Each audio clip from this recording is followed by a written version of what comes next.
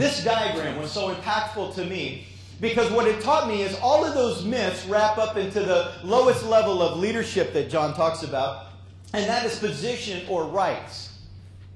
John says, congratulations, you got a title. You're at the lowest level of leadership, level 1. And so as a titled leader, I was a little bit offended by that. Position, I got a position, you know. I was a great individual contributor, so I got the position. How can you demean it? He said, it's not the 5 levels of performance, it's the 5 levels of leadership. And so I said, okay, let me look at this. So he said level 1 is position or rights, which means people follow you because they have to. The power's in the pen. You want your job, you'll do what I say.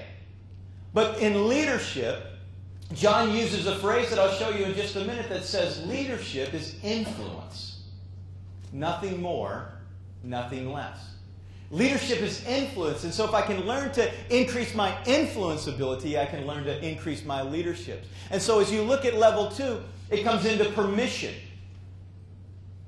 That people don't follow you because they have to, people follow you because they want to. You ever had a leader you just really enjoyed working for that leader? You guys had fun in the office. We can't just have a great relationship. We can't just connect well. We have to go to that 3rd level, which is we have to produce results together. How many of you ever been on a winning team? Have you ever been on a losing team? Which is better? We want to be on the winning team. I got a choice, right?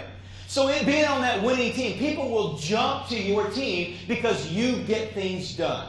So it's not about just holding down a position. It's not about we all have great fun together. It's that next level of we get things done as a team. Now that's a different skill set than what I had. I had best salesperson. I had best individual contributor. I didn't have best team leader. Man, was that a concept to learn.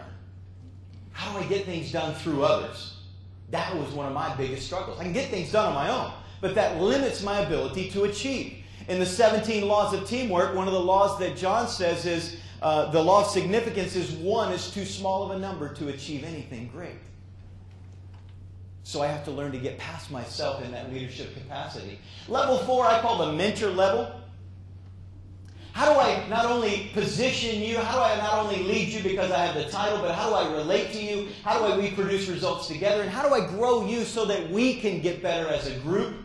And then personhood or respect would really be the authenticity piece. And so all of those myths are predicated around the fact that we hold that position or that title instead of the fact that leadership is influence and I can lead from where I'm at today.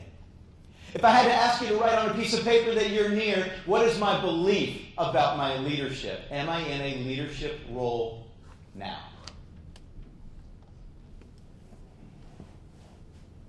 And I would have to say, regardless of your leadership role, leader, you're leading where you are. You're leading where you are. And just ask you to embrace that leadership right where you are and start to run with it. Start to develop it. Start to expand that leadership possibility.